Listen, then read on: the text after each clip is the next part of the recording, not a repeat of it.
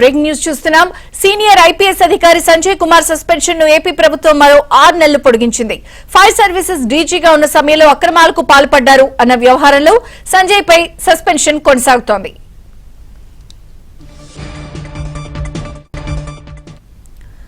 Senior IPS అధికారి Sanjay Kumar suspension AP ప్రభుత్వం మరో 6 నెలలు పొడిగించింది. పూర్తి వివరాలు ఏపీ బ్యూరో చీఫ్ రామారావు అందిస్తారు. రామారావు. విజయ్ చంద్రిక సీనియర్ ఐపీఎస్ అధికారి సంజయ్ సస్పెన్షన్ ను మరో 6 నెలలు పొడిగిస్తూ కొద్దిసేపటి క్రితం రాష్ట్ర ప్రభుత్వం ఉత్తర్వులు జారీ చేసింది.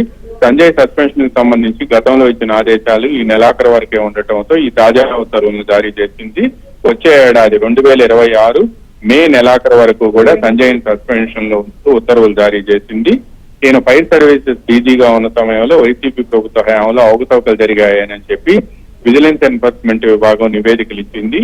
ఆ నివేదికలు ఇవ్వడంతో పాటు ఆ నివేదికపై ఏసీబీ విచారణ కూడా ప్రభుత్వం ఆదేశించింది. ఆ తర్వాత సంజయ్ ని సస్పెండ్ చేస్తూ ప్రభుత్వం ఉత్తర్వులు ఇచ్చింది. సిఐడి డీజీగా ఉన్న సమయంలో కూడా ఎస్సీ చట్టంపై అవగాహనకు పలు సదస్సులు నిర్వహించి నిర్వహించినట్టు బిల్లులు ఇచ్చారు అని కూడా అందులో పేర్కొన్నారు. వీటన్నిటిని కూడా విజిలెన్స్ నివేదికలో నిర్ధారణ కావడంతో ఆ తర్వాత ఏసీబీ విచారణకు ఆదేశించి విచారణ అనంతరం ఆయన సస్పెండ్ చేసింది.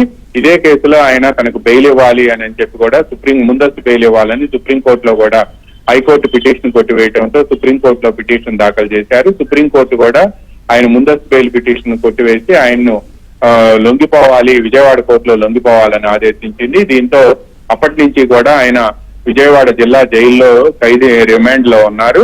అయితే ఈ మధ్యలోనే ఆయన ఈ విజయవాడ ఏసీబీ కోర్టులో తనకు బెయిల్ ఇవ్వాలి అని చెప్పి వేసిన పిటిషన్ కూడా విజయవాడ ఏసీబీ కోర్టు కొట్టివేసింది. ఈ నేపథ్యంలోనే ఆయన సస్పెన్షన్ ను మరో 6 నెలలు పొడిగిస్తూ రాష్ట్ర ప్రభుత్వం కొద్దిసేపటి క్రితం ఉత్తర్వులు జారీ చేసింది. విజయ్ చంద్రిక.